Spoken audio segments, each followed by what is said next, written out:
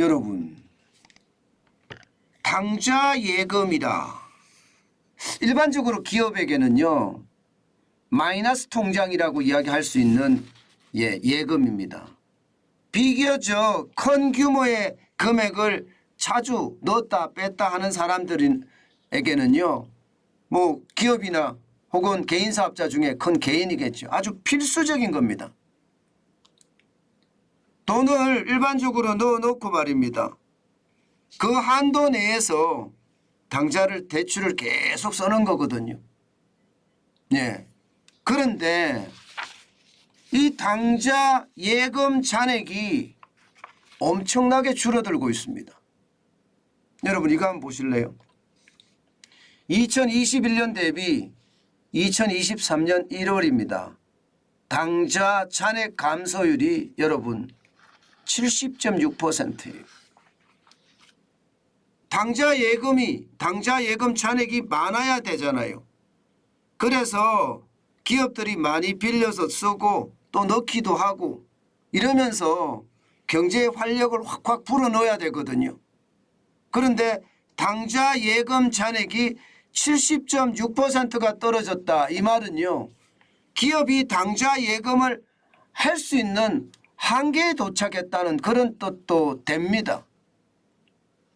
저는 이것이 기업에 현금이 진짜 없다 이렇게 이야기할 수가 있을 것 같습니다. 여러분 이거 한번 보세요. 이게 실제입니다. 2021년 12월에 법인의 당좌 예금은요 5조 7,159억 원이었습니다.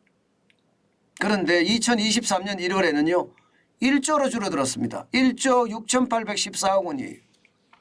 엄청나게 줄어들었죠.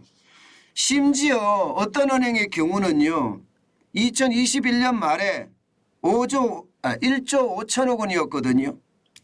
그런데 지난해 말에는요 800억 원으로 줄어들더니요 1월 달에는 400억 원으로 줄어들었습니다.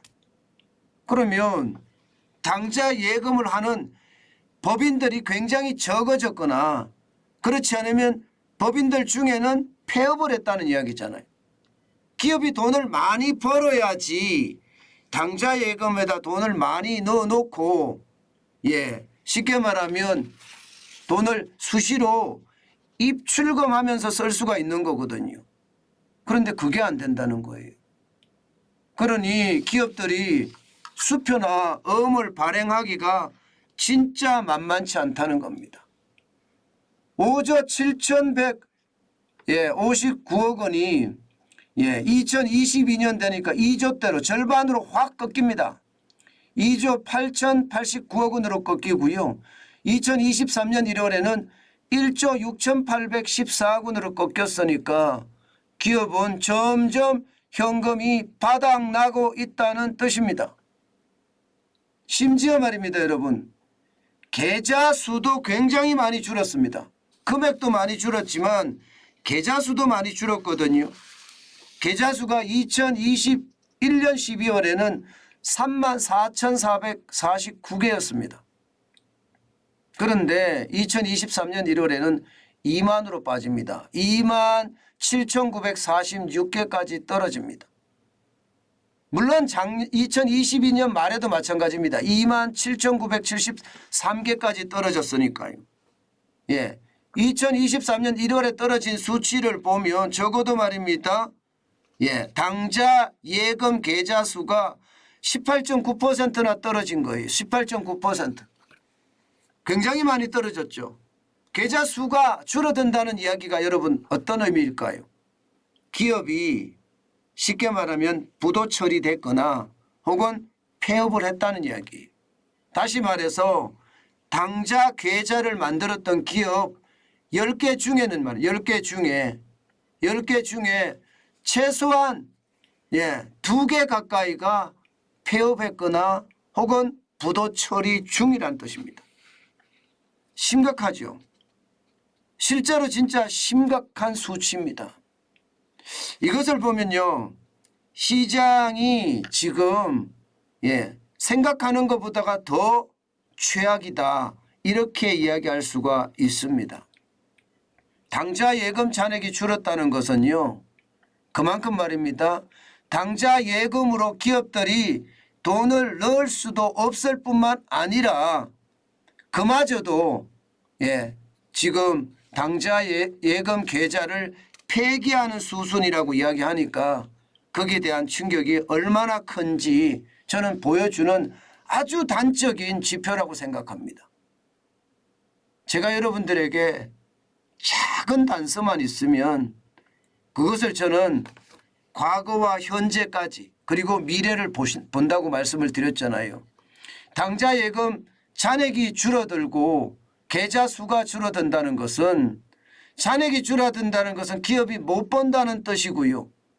계좌 수가 줄어든다는 것은 기업의 폐업이 높아진다는 이야기입니다. 그러니까 기업의 상황이 좋지 않지요. 실제로 말입니다, 여러분. 실제로 건설업체 중심으로 보면 최악이라고 이야기합니다. 여러분 이거 한번 보세요. 전국 건설업체 폐업 건수입니다.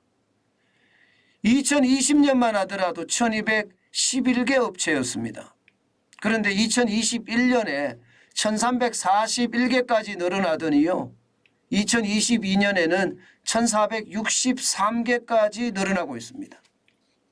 이것은 여러분 시장에 지금 기업들이 줄줄이 무너지고 있다는 뜻이에요. 심지어 말입니다. 월별 기준으로 보면요. 2022년 12월 410개 정도 됩니다. 2023년 1월 480개 정도 됩니다. 그러면 하루에 지금 2023년 1월의 경우 15개가 넘는 기업들이 지금 무너지고 있다는 뜻입니다. 그만큼 말입니다. 건설 산업과 관련된 전방업체, 후방업체들이 줄줄이 무너진다는 거예요. 건설사도 많이 무너지지만 건설사에 납품하는 자재상도 많이 무너지고요.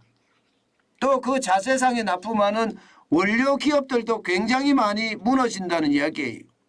실제로 건축 자재 도소 매업하는 데가 많이 무너지고요. 건설용 기계 장비 설치업 쪽에도 많이 무너집니다. 여기다가 배관이나 냉난방 공사를 하는 중소기업도 많이 무너집니다. 그러니까 건설업과 관련돼서 전방산업과 후방산업이 동시에 무너지고 있다는 이야기가 되잖아요. 그만큼 지금 상황이 굉장히 열악하다 이렇게 이야기합니다. 1463곳이라는 2023년의 폐업 건수는요. 지금 전체적으로 보면 2018년부터 보면요.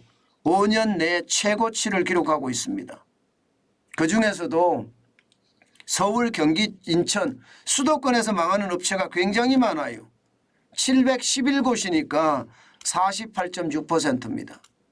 그러면 여러분 지금까지는 레고랜드 사태 이후에 지방 건설사들이 PF 대출을 못 받아서 위험하다 이런 말씀을 드렸는데 이게 여러분 이제 수도권까지 점점 확장돼서 온다는 거예요. 지방 건설사들의 부도에 이어서 말입니다. 수도권 업체들까지도 지금 타격을 받고 있다 이런 얘기니까 시장의 불안감이 당연히 커지겠죠. 실제로 많이 커질 겁니다. 게다가 말입니다. 2023년 지금도 심상치 않습니다. 부동산 가격은요. 아직도 떨어지고 있거든요.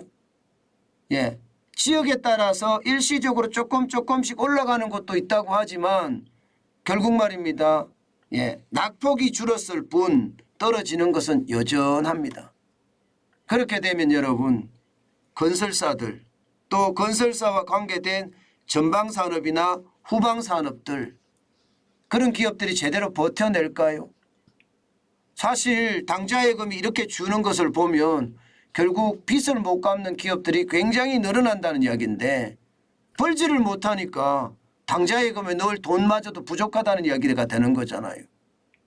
사실 여러분도 보시다시피 기업 부채 지금 장난 아닙니다. 예, 2022년 2분기 기준으로 보면 2,476조 3천억 원이나 됩니다. 어마어마합니다. 이게 2017년까지만 하더라도요. 1,698조 6천억 원이었거든요. 거기에 대비해 보면 45.78%가 늘어났고요. 금액은 777조 7천억 원이 늘어났습니다. 그러니 이자에 대한 감당도 쉽지 않은 데다가 경기마저 꼬꾸라치니까 기업들이 결국은 줄도산하고 있다 이런 얘기가 되는 겁니다. 저는 기업들이 활력을 찾았으면 좋겠습니다. 그렇지만 여러분들도 지금 뭐 당좌예금 잔액에서 보듯이 기업들의 상황은 점점 나빠지고 있다. 저는 그렇게 생각합니다. 이게 여러분 나빠진다는 게 결국은 말입니다. 실적에 쇼크가 간다는 거거든요. 실적이라는 것은 기업이 생존하는 핵심 기초지표입니다. 그런데 매출액이 떨어지고 순이익이 떨어지면 기업은 못 버팁니다. 순이익이 마이너스로 내려가면 더 못 버팁니다. 지금 실제 실물 경제에서는요. 상황이 나쁘다. 저는 이렇게 지금 보고 있습니다. 그 정도로 우리 기업들의 어떤 실물 경제 상황은요. 좋지 않은 것이 현실입니다.